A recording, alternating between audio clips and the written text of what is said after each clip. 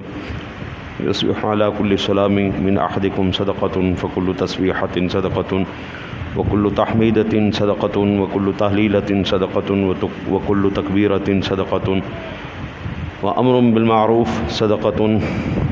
ونهي عن المنكر صدقة ويجزئ من ذلك ركعتان يركعهما من الضحى رواه مسلم۔ حضرت ابو ذر رضی اللہ تعالی عنہ سے روایت ہے، وہ فرماتے ہیں کہ رسول اکرم صلی اللہ علیہ وسلم نے ارشاد فرمایا، تم میں سے ہر ایک کے ہر جوڑ پر صدقہ ہوتا ہے، پس ہر تسبیح صدقہ ہے، ہر حمد صدقہ ہے، ہر تکبیر صدقہ ہے، اچھی بات کا حکم دینا صدقہ ہے، برائی سے روکنا صدقہ ہے، اور ان سب کی طرف سے چاشت کی 2 رکعتیں کافی ہیں جسے انسان پڑھ لے۔ رسول اکرم صلی اللہ علیہ وسلم کے فرمان کے مطابق ہمارے کتنے جوڑ ہیں جی؟ ہمارے اللہ آپ کی خیر کرے 360 جوڑ ہیں انسانی جسم میں۔ تو ادروئے حکم رسول صلی اللہ علیہ وسلم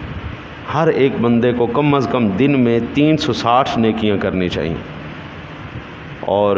360 نیکیوں کے اندر پھر حضور نے ہر چیز ارشاد فرما دی، تکبیر بھی، تحلیل بھی،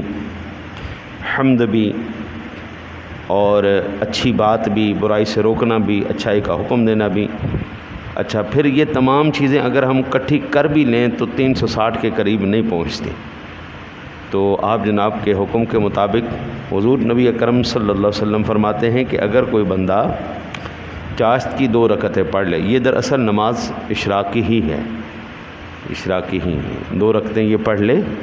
تو اللہ تعالیٰ اتنا اجر و ثواب عطا فرمائے گا جس طرح اس نے اپنے ہر جسم کے جوڑ کا شکریہ ادا کر دیا۔ وَإِن تَعُدُّوا نِعْمَتَ اللَّهِ لَا تُحْصُوهَا، تم اللہ تعالیٰ کی نعمتوں کو اگر شمار کرنا چاہو گے تو شمار نہیں کر سکتے، لیکن یہ اللہ کے حبیب نے فرمایا۔ اچھا، اس صدقے سے مراد نفلی صدقہ ہے، واجبی صدقہ نہ سمجھ لیں، ٹھیک ہے نا جی، یہ نفلی صدقہ ہے۔ اور اس کا سب سے بہترین طریقہ یہ ہے کہ نماز فجر کے بعد آپ اشراق کے وقت تک بیٹھے رہیں، کو ذکر و اذکار، کو تسبیح وغیرہ آپ فرماتے رہیں، جیسے ہی وقت ہو 20 منٹ گزریں طلوع آفتاب کے بعد پھر پڑھ کے آپ تشریف لے جاتے ہیں۔ ہمارے اسلاف کا طریقہ کار یہ ہے کہ وہ درس قرآن و حدیث کے اندر مشغول ہو جاتے تھے۔ ہمارے بڑے بزرگ درس قرآن و حدیث کے اندر، جہاں پر جن مساجد میں نہیں تھا وہ پھر مطالعہ اپنا شروع فرما دیتے تھے، پھر اس کے بعد نماز ادا کر کے تشریف لے جاتے تھے۔ دعا کرتے ہیں اللہ تعالیٰ اپنے حبیب کریم علیہ الصلاۃ والتسلیم کے صدقہ ہمیں آپ سرکار کے حکم پر عمل کی توفیق نصیب فرمائے۔